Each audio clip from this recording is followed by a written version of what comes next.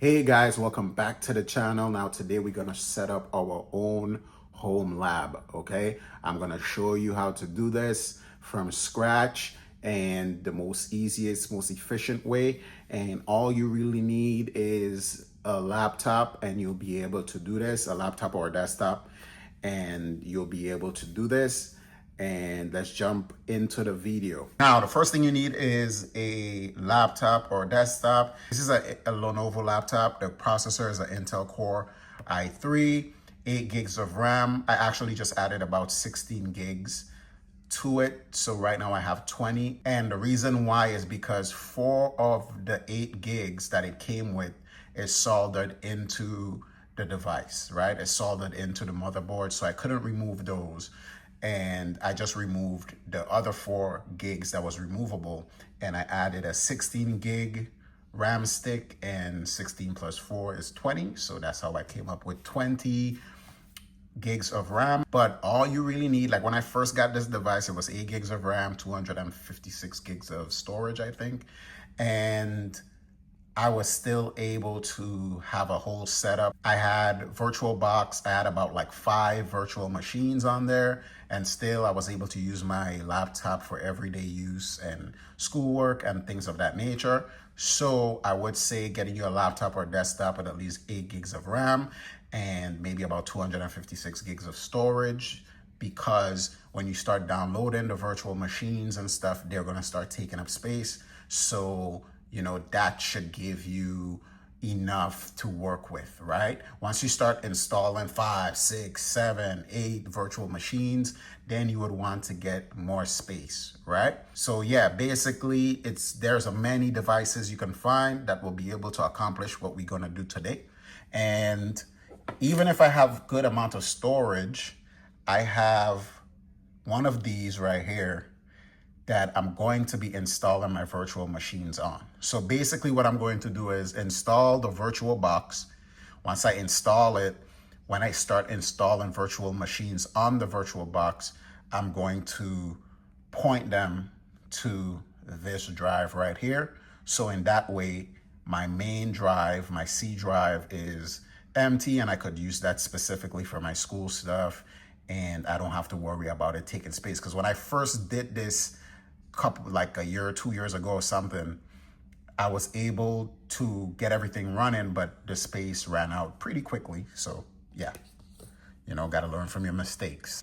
So what we're going to do first is install the hypervisor. The hypervisor is going to give you the ability to have multiple operating systems on one device, sharing the same hardware. Okay, so if you're a person that let's say for instance, you have a MacBook, but you want to have the experience of the Windows 11 or whatever, and you still want to have Kali Linux and all that stuff, you're able to install a hypervisor on your Mac and then install some Windows virtual machines, some Linux virtual machines, and then you have the ability to use these different virtual machines and learn them, or whatever the case may be, whatever you're trying to accomplish, right? So yeah, the hypervisor is gonna give us the ability to do that, right? So right now I'm running Windows 11, and I'm going to install a hypervisor on here. And the hypervisor that I chose is VirtualBox. You can do VMware, and then Windows devices like Windows Pro and stuff come with Hyper-V, which you can also use as well. So yeah, I'm gonna show you how to install VirtualBox. VirtualBox is pretty simple, pretty easy. You don't have to pay for anything. You just gotta install it, right? So first thing you wanna do is go to this site right here, right?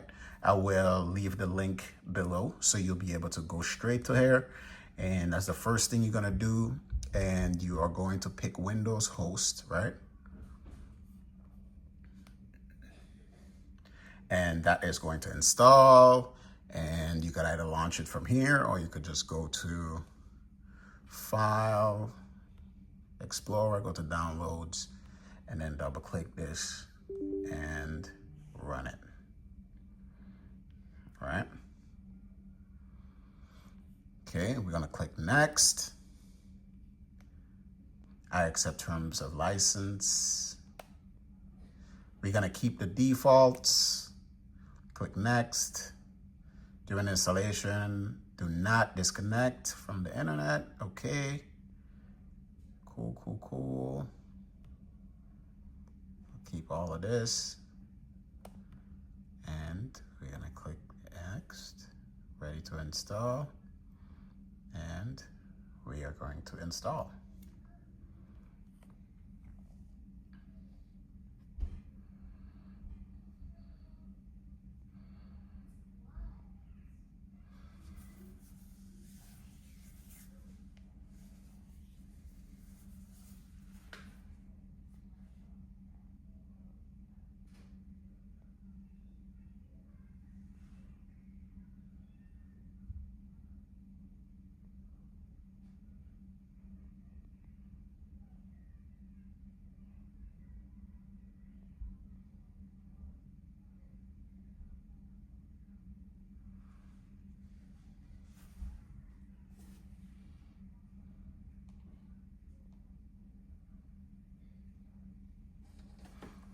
All right, we're gonna click finish, and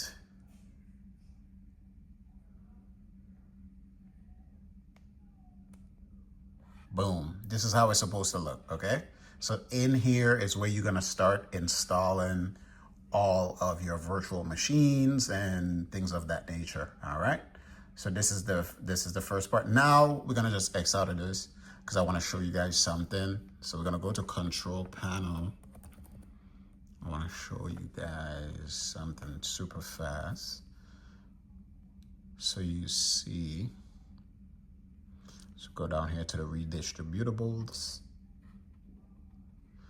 All right, so as you can see, I have the redistributable on here already, right? I have 2010, 2013. I have this, the one from the 2015 to 2022, and I have it in the 64 and 32-bit versions, right? Because I already have this on here, it did not give me an error when I initially start to download it. But if you don't have this redistributable already on your device, you will get an error in the beginning, letting you know that you need this on your device to be able to install VirtualBox. So when you start the installation, it's gonna go through the first step, I think, but then it's gonna throw an error to let you know like, hey, you need this so you can install. And I will leave a link to this as well. So this is where you would find what you're looking for. Download it from here, and you will go back and try to install the VirtualBox again, and then boom, everything goes through and you all set and ready to move on to the next steps. Now, also, if you have Mac OS,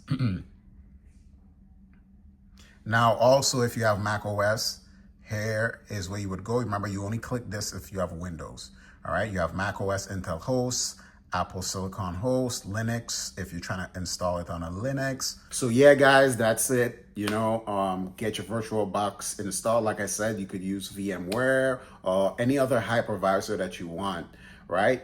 And you know, this is the first step to being able to create your own home lab and being able to get that hands-on experience that will make you stand out from all the other people in this industry. I'll see y'all in the next video.